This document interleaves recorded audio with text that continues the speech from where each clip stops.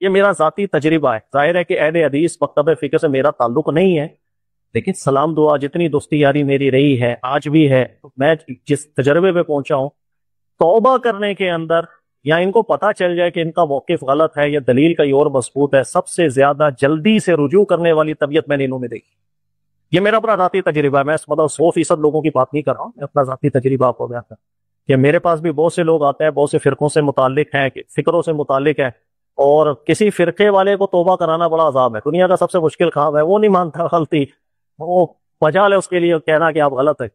لیکن یہ چیز میں نے دیکھی ہے الحمدللہ، اہل حدیث جو فرقے سے لوگ متعلق ہوتے ہیں، ان میں بہت بڑی تعداد ایسی ہے کہ آپ ان کے سامنے جب دلائل رکھتے ہیں اور وزن محسوس کریں تو وہ مانتے ہیں، کہتے ہیں ٹھیک بات آپ یا وزن. اس چیز کا مجھے بہت تجربہ رہا ہے.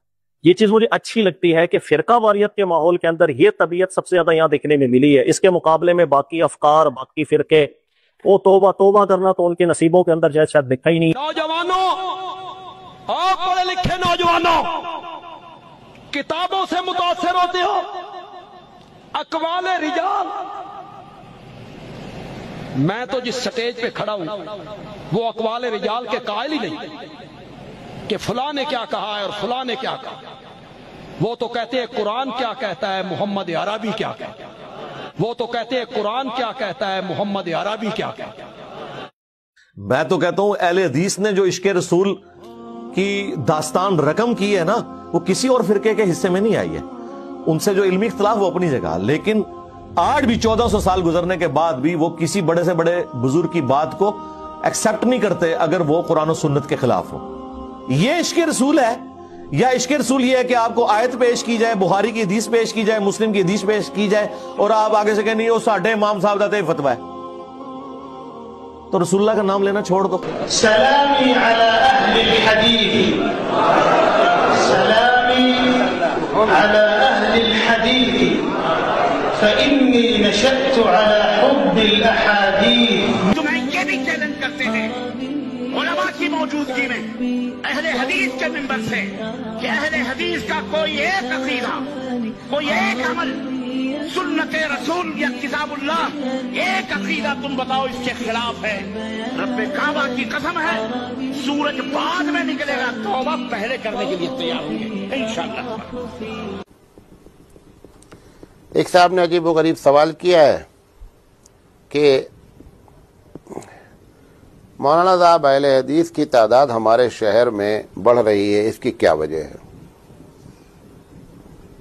اس کی پہلی وجہ یہ ہے کہ ہم بے دلیل بات کرتے ہیں، وہ دلیل کے ساتھ بات کرتے ہیں. پہلی وجہ. ہمارے ہاں مدارس میں ہم کو فقہ پڑھائی جاتی ہے اور حدیث سے دلیل نہیں دی جاتی ہے، یہ بنیادی وجہ ہے. نمبر 2، یہ ایک حقیقت ہے، مجھے کہنا نہیں چاہیے، بعض لوگ اس سے بھی ناراض ہوتے ہیں کہ آپ اہل حدیث ہیں. جس حق کو تسلیم کرو اسی جماعت کے لوگ ماننے لگتے ہیں. اور 1000 مرتبہ میں نے دیوبندیت اور حنفیت کو حق بات کہا ہے تو اس کو لوگ ماننے کے لیے تیار نہیں کہ پکا دیوبندی حنفی ہے. دوسروں کو اگر حق کہہ دیں حق بات میں تو لوگ ناراض ہو جاتے ہیں. بہرحال لوگ ناراض ہوتے ہیں مجھ سے، مجھے کوئی خاص فرق نہیں پڑتا ہے. دوسری وجہ یہ ہے کہ بدعت اور شرک سے ایک بڑی تعداد اہل حدیث کی پاک ہوتی ہے. یہ اس کی برکت ہے کہ لوگ اہل حدیث بنتے ہیں. تیسری وجہ یہ ہے کہ جو تبلیغی جماعت ہماری محنت کرتی ہے اور مسجد تک لوگوں کو لے جاتی ہے، مسجد کے بعد ان کے پاس سلیبس نہیں ہے کہ اب اس کے بعد ان کو کیا کرنا ہے. لہذا وہ جو خراب بندے ہوتے ہیں، وہ نیک بندے مسجد کے دروازے تک پہنچتے ہیں تو اہل حدیث حضرات ان کے سامنے دلائل سے بات کرتے ہیں تو وہ مکھن لے کے چلے جاتے ہیں اور چھاچھ یہ لوگ پیتے رہتے ہیں. یہ بھی وجہ. اس دور میں کتاب و سنت کا اور قرآن و حدیث کا سچا محافظ اگر کوئی ہے تو اے اہل حدیثوں وہ تم ہو.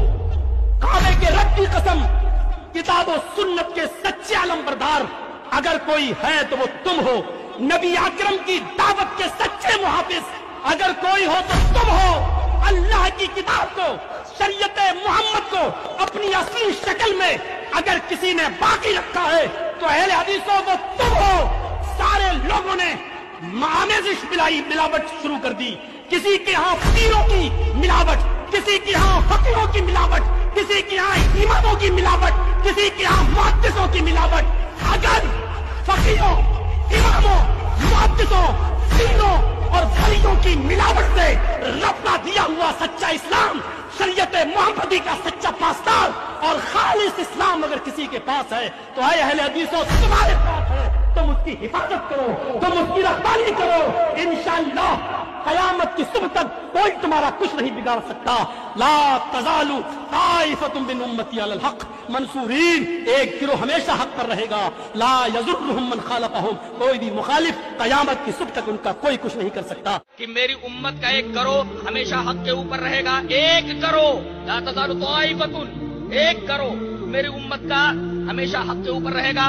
उसे रुसवा करने वाले कतान उसको तकलीफ नहीं पहुंचा सकते, यहाँ तक के कयामत आ जाए। हजरत मोहम्मद इब्न इस्माइल इमाम बुखारी रहमतुल्लाह अलैह अपने उस्ताद का हवाला देते हुए, अली इब्न मदीनी का हवाला देते हुए कहते हैं कि इस हदीस से मुराद हजरत अली इब्न मदीनी कहते हैं कि असहाबुल हदीस हैं, यानी अहलुल हदीस हैं। इमाम बुखारी रहमतुल्लाह अलैह ने ये बताया कि वो गिरोह जो कयामत तक मेरी उम्मत के अंदर रहेगा, मेरे जमाने से लेकर के ता क़याम क़यामत, जबकि सूरज मशरिक से न निकल करके मगरिब की तरफ से निकले, उस वक्त तक एक गिरोह रहेगा, हमेशा हक के ऊपर कायम रहेगा और उसे रुसवा करने वाले कोई तकलीफ नहीं पहुंचा सकते, कोई जरर नहीं पहुंचा सकते। अली इब्न मदीनी का हवाला देते हुए इमाम बुखारी रहमतुल्लाह अलैह ने फरमाया कि हम असहाबुल हदीस, वो असहाबुल हदीस हैं। असहाबुल हदीस और अहलुल हदीस दोनों का मतलब